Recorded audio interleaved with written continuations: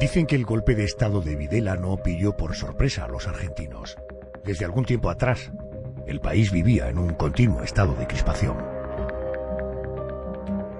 El 24 de marzo de 1976, las Fuerzas Armadas iniciaron una dictadura militar que gobernaría Argentina hasta finales de 1983 y que comenzó con la detención de la entonces presidenta constitucional María Estela Martínez de Perón. Carlos Menem, expresidente de Argentina. Yo había estado hablando 1 hora o 2 horas antes con Julio González, que era el secretario privado de la señora de Perón, y me decía que iban a resistir hasta las últimas consecuencias, que no iba a pasar nada, que la democracia estaba asegurada.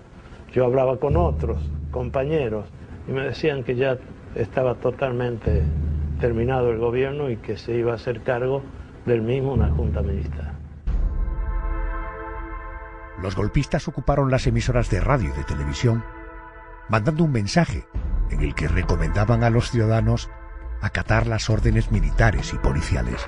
Comunicado número 1. Ante la grave situación que vive el país, sumergiéndola en un destino que históricamente no merecemos, mientras nuestros vecinos de América prosperan en paz y en trabajo. Aquella ley marcial llevó a los hombres de Videla a secuestrar, a torturar, a matar y hacer desaparecer a miles de trabajadores, estudiantes, sindicalistas y militantes de la oposición. El terror implantado en Argentina durante más de 7 años tuvo un protagonista destacado, el periodista y locutor Carlos Carvalho, que paralelamente a su labor como divulgador, ejercía de militar a las órdenes de Videla, apareciendo en las crónicas como cabecilla en delitos contra la humanidad. Actualmente se encuentra en prisión. Este martes, día 15 de octubre, cumplirá 65 años.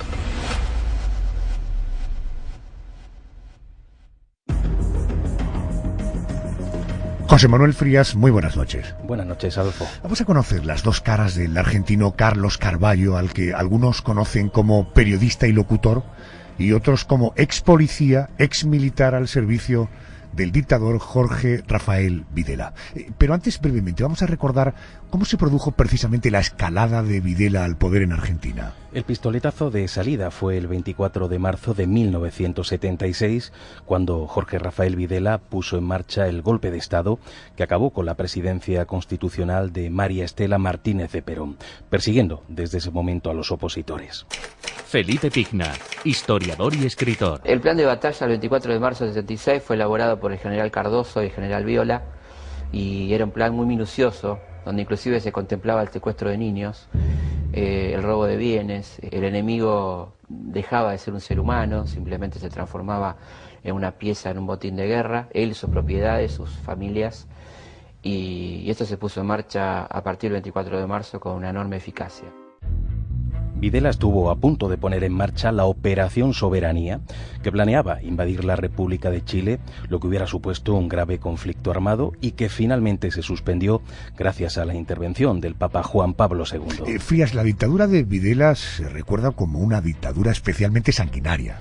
Hombre, a eso apuntan las pruebas. De hecho, el recuento señala el asesinato, la tortura, la encarcelación y la desaparición de más de 30.000 personas. Por ponerte un ejemplo, Adolfo, de las prácticas militares de esta dictadura se llevaban a cabo los conocidos como vuelos de la muerte. A los presos se los subía en aviones con las manos atadas y con sacos con rocas atados en los pies, y desde el aire se los lanzaba al Río de la Plata. De esa manera asesinaron a unos 5.000 detenidos. Durante aquellos años de dictadura se activaron centros clandestinos de exterminio donde los presos fueron torturados y asesinados. La dictadura finalizó en el año 1983, cuando le fue entregado el poder al gobierno constitucional de Raúl Alfonsín, creándose inmediatamente la Comisión Nacional sobre la Desaparición de Personas, con la que se pretendía investigar las violaciones de los derechos humanos que se habían producido entre el año 76 y 83. Hubo un juicio. ¿Qué ocurrió? ¿Qué les pasó a los golpistas después de esta investigación? El juicio que se practicó condenó a los integrantes de las juntas militares a penas por delito de lesa humanidad, con la reclusión a cadena perpetua de los principales responsables, entre ellos además el propio Videla. Pero, sorprendentemente, en 1990, el presidente argentino Carlos Menem concedió el indulto a Jorge Rafael Videla, aunque quedó en prisión domiciliaria por otros delitos no alcanzados por el indulto, como por ejemplo la apropiación de hijos que nacieron bajo el cautiverio de sus padres. Finalmente, 10 años después, la Corte Suprema de Justicia consideró que el indulto no fue constitucional y Videla regresó a la cárcel, donde falleció en mayo de 2013. Hasta el momento de su muerte, Jorge Rafael Videla justificó el terrorismo de Estado que impuso duramente su dictadura y jamás se arrepintió de los crímenes que había cometido. Frías, situados en este contexto histórico de la dictadura de Videla en Argentina, ¿qué nos puedes contar sobre el locutor Carlos Carvallo, al que hacíamos referencia inicialmente? Carlos, que cumplirá este martes, día 15, 65 años, fue parte integrante de la policía de la provincia de Entre Ríos. Durante esa dictadura de Videla, perteneció al batallón de inteligencia 601 del Ejército de Argentina. Paralelamente trabajaba en la radio, ¿no? Sí, de manera paralela trabajó como periodista y locutor en varias emisoras de radio de la provincia de Misiones. Carlos había estudiado en el Instituto Superior de Enseñanza Radiofónica y su primer trabajo como divulgador fue en Radio Oberá en el año 79. Más adelante locutó en el Canal 12 y llevó adelante el programa conocido como El Show de los Impactos en FM Show de Posadas. De hecho, como hombre de radio, ha recibido diversos premios, como el del Sindicato de Prensa de Misiones. Vamos a conocer ahora esa faceta más oscura de Carlos Carvallo, cuando abandonaba el micrófono y se vestía de militar al servicio del dictador Videla. Actos criminales, que cometió Carlos durante esa etapa. Pues por lo que cuentan numerosos testigos, Carlos Carvallo participaba en las tareas de secuestros ilegales de personas que por supuesto estaban en contra de la dictadura, personas que a partir de ese momento eran sometidas a torturas y que finalmente terminaban desapareciendo. A Carlos se le atribuyen numerosas actividades criminales clandestinas y por lo tanto se le atribuyen delitos de lesa humanidad, entre ellos los cometidos en la ciudad de Paraná, en la provincia de Entre Ríos. Bueno, una de las víctimas de la dictadura de Videla, Margarita Cruz de Monteros, contaba de esta manera su experiencia en uno de los centros de exterminio. Me metieron en una habitación, me dejaron sola, maniatada, con los ojos vendados, y allí yo comienzo a gritar. A toda respuesta recibo un balde de agua fría. A las pocas horas me llevan a una sala, la sala de torturas, me quitan la ropa, me atan de pies y manos con cables y me comienzan a interrogar sobre el nombre de 8 personas que yo no conocía. Eran solo nombres.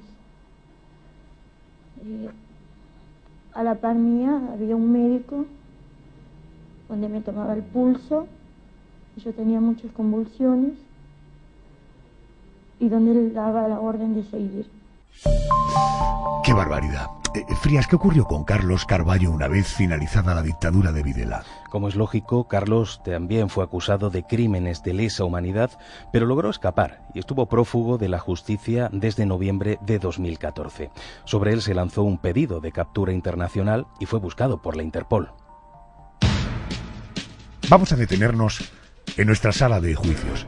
Querido juez Bernardo Pinazo, muy buenas noches. ¿Qué tal? Muy buenas noches. Oiga, se refiere Frías al delito de lesa humanidad. ¿Podría, por favor, explicarnos qué es el delito de lesa humanidad? Pues el concepto proviene del término leso, que significa agraviado, ofendido. Los crímenes de lesa humanidad suponen un ataque grave a los derechos humanos personalísimos y fundamentales que, por su crueldad, supone un agravio no solo a las víctimas concretas, sino a la humanidad en su conjunto. Integran este delito un abanico de conductas inhumanas cuando son cometidas como parte de un ataque generalizado o sistemático contra población civil y con independencia de que sean o no de la misma nacionalidad que el agresor. Las acciones castigadas son las siguientes de un modo general: el homicidio, violación y otra agresión sexual distinta, lesiones, pérdida o inutilidad de órgano o miembro principal, sometimiento a las personas a condiciones de existencia que pongan en peligro su vida o perturben gravemente su salud, la deportación o traslado por la fuerza, la desaparición forzada de personas, detención de una persona privándola de libertad, etcétera.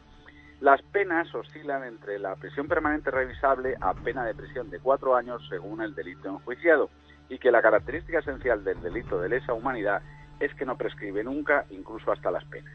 Correcto. Señoría, gracias. Un abrazo fuerte. Un abrazo muy fuerte. Muchas gracias a vosotros. El 23 de agosto de 2018, el locutor y ex militar Carlos Carballo fue detenido en una vivienda del barrio de Santa Rita, en la ciudad de Posadas, en Misiones. Permanece encarcelado desde entonces.